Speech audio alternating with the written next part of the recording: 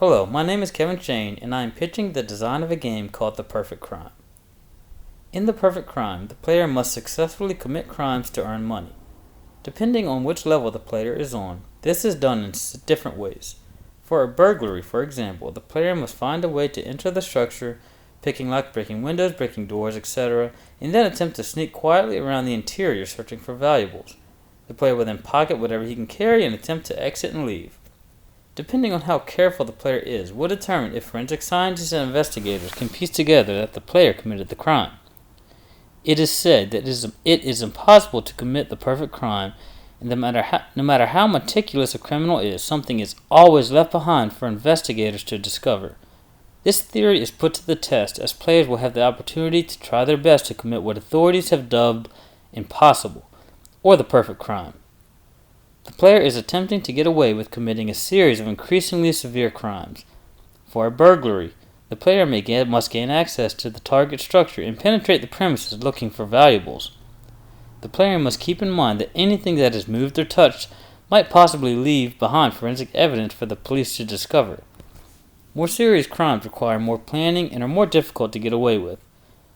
The goal of the player is to commit a series of increasingly severe and dangerous crimes without being caught by the authorities. The player's crimes begin with simple vandalism and increase in severity to assault and even murder, only if the player chooses, however. After each committed crime, there is a brief laying low period where the player will relax and try not to bring any attention to himself. It is during this period that the police and the detectives are investigating recently committed crime. If the player was poorly prepared and or careless in his criminal act, the authorities might be banging down his door during this period. If the player has acted cautiously and did not leave many clues behind, then it is possible that the player may be free to commit more of his crimes. The antagonizing force is the AI-controlled victims as well as the AI-controlled police.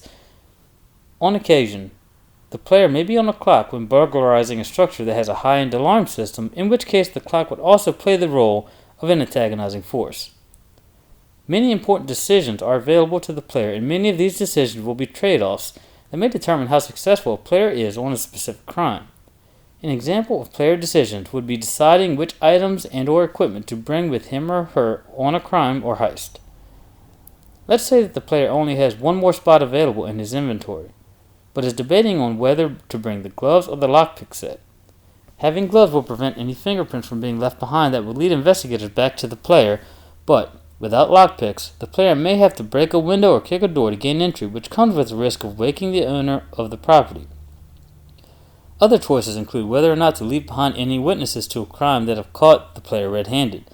Snuffing out a witness is temporarily safer because there is nobody who can identify the player, but in the long term, if the player is caught and the crime is proved to be the player's doing, chances of the player receiving the death penalty is very high. The main idea or theme of this game is to live a life of the underworld. Committing the perfect crime is a serious undertaking, one that our main character believes that he can perfect. The viewing perspective will be in 3D with a third-person view of the character. For certain larger crimes, such as a bank heist, it's possible to view a top-down version of the bank's layout for planning purposes.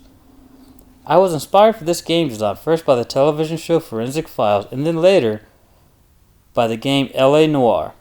L.A. Noire inspired me with the investigations of crimes and putting clues together to form a conclusion about who is guilty of a crime. The Perfect Crime is different from L.A. Noire because the player is in the shoes of the criminal, not the police. This idea creates a possibility for multiplayer play in which more risky crimes can be committed with a group of players. The players might, for example, want to pull a bank heist, which is an extremely risky endeavor. As a team, however, they can plan and work together to commit this crime much more safely than attempting it alone. The biggest risk in developing the perfect crime is that I ultimately don't know if what I am proposing will even be fun or entertaining to play. It will be difficult to know whether or not this idea will be enjoyable until a prototype of a few of the main mechanics are testable and thoroughly tested.